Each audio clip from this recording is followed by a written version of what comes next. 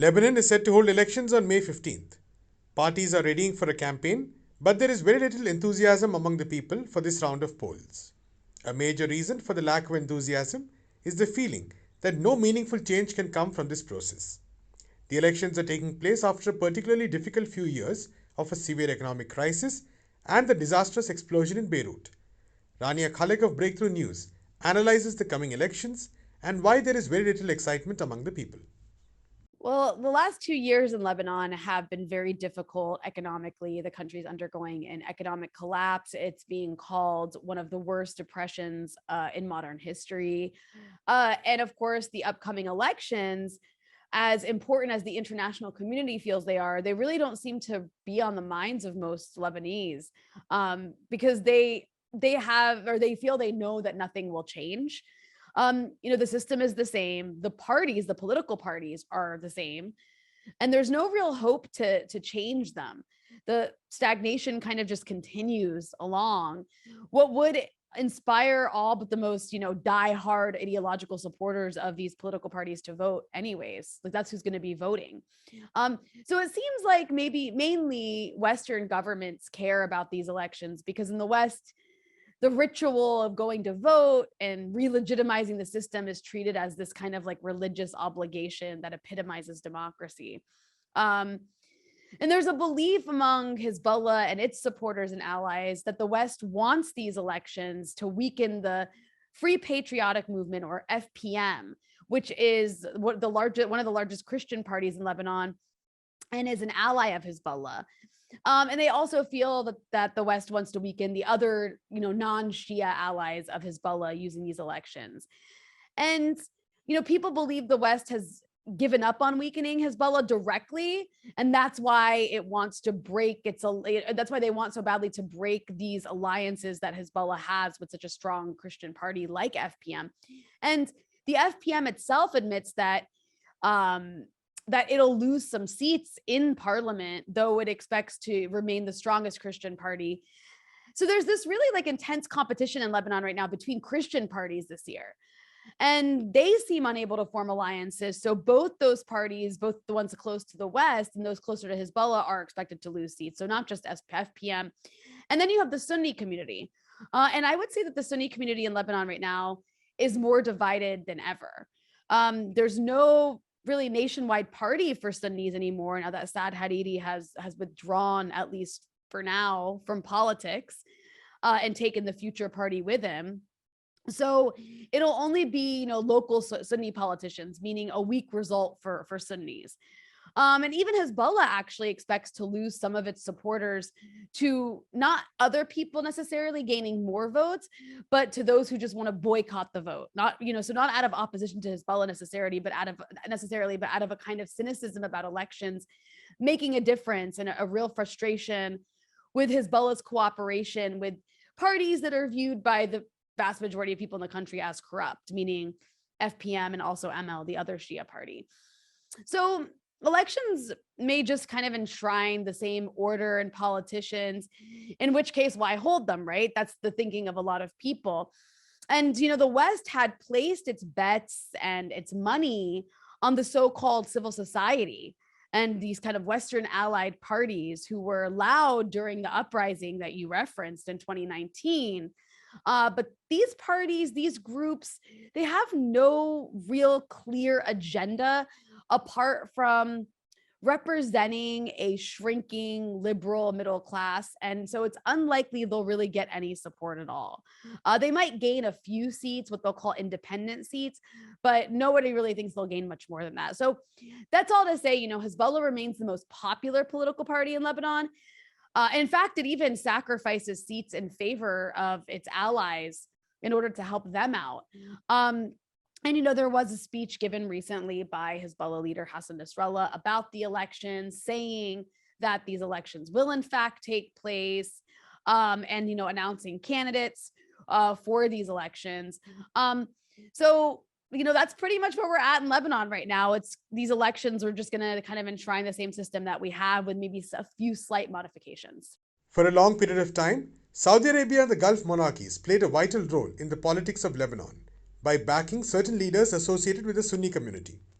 In recent years, This support is dried up as the Saudi strategy has largely failed in the country.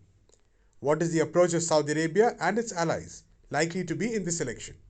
The current strategy of the Gulf monarchies led by Saudi Arabia, it's really Saudi Arabia's strategy we're talking about here, um, is let Lebanon burn. The Saudis have really just like divested from Lebanon and given up on the idea of having local puppets in Lebanon. Their biggest puppet used to be Saad Hariri, but he was a huge failure for them on a number of levels. And now he's withdrawn from politics. And there's no one who's stepped in to take his place, though people are trying. It's all local, though. There's, Bahat Hariri, who's Saad Hariri's brother, but it's kind of like the dumber brother, if you will, of the Hariri clan, who's trying to be the Sunni leader. He's based in, but it's mostly like localized to Saida in southern Lebanon. There's Ashraf Rifi in Tripoli. There's Fuad Makhzoumi, who's this billionaire Sunni politician, but he doesn't really have a base. I mean, none of them really have bases. So there's no Saudi backing for like a strong Sunni figure in Lebanon anymore. The only person that the Saudis are really backing, and not even to the same extent that they backed someone like Saad Hariri, is Samir Jaja, who's the head of the Lebanese Forces Party. But he's, it's not to the same extent. So it's a little bit of support. So for the time being, the Saudi strategy is really just to help strangle Lebanon and let it collapse. That's what Saudi Arabia would like to see. And if Trump had gotten a second term in office, Saudi Arabia probably would have had more support for that strategy, let Lebanon burn. The Americans now, though, under Joe Biden, under the Democratic leadership, they, of course, are still imperialists, but they do imperialism slightly differently than I guess Republicans do. So their view of the situation is they don't want Lebanon to succeed. They don't want Lebanon to get better, but they don't want Lebanon to collapse completely because they think that that would actually benefit Hezbollah. So for them, it's let's keep Lebanon on life support.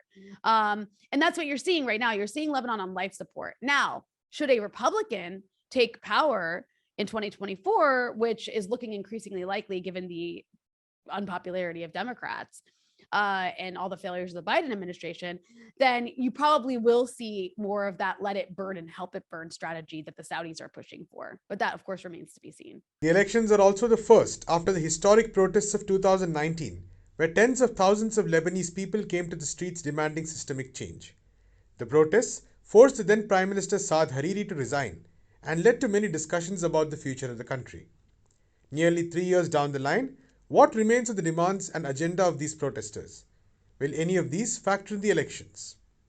The idea of completely changing the system around remains in the realm of ideas more than anybody really presenting any kind of plan that could actually be implemented in order to change the system around. People, if you ask most people in Lebanon, they want an end to the sectarian-based system that was imposed on Lebanon long ago. There's nobody's really put forth a plan and how to get there. And there's also the fact that regardless of people wanting to change the system, there are a lot of parties that do want to, especially these civil society parties that the West supports. The problem is there's no ideological coherence. There's no economic ideology to back it up. Like, yes, of course, Lebanon's problems, a lot of Lebanon's problems, you could say, stem from this sectarian-based system that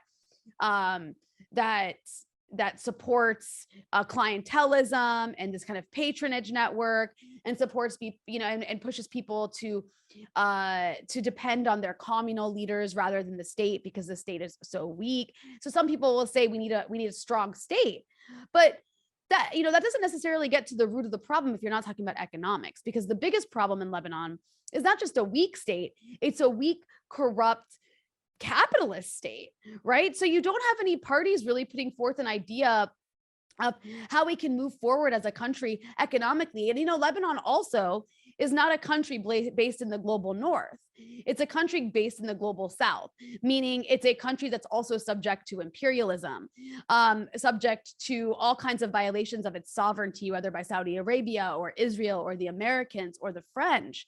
And so many of the voices that are supported by the West, who are all about overthrowing the system that exists in Lebanon, as corrupt as it is, they don't present a program for how to change that system while acknowledging the fact that it's constantly being attacked by outside forces.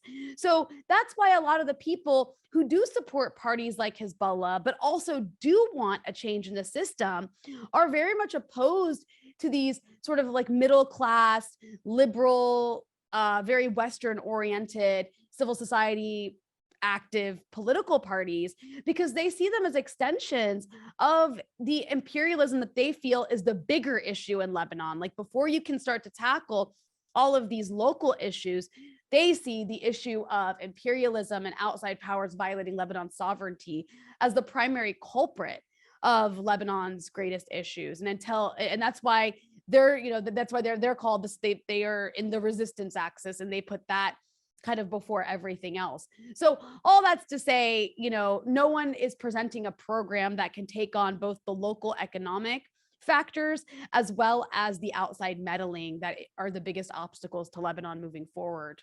For more videos on people's struggles, please subscribe to our YouTube channel.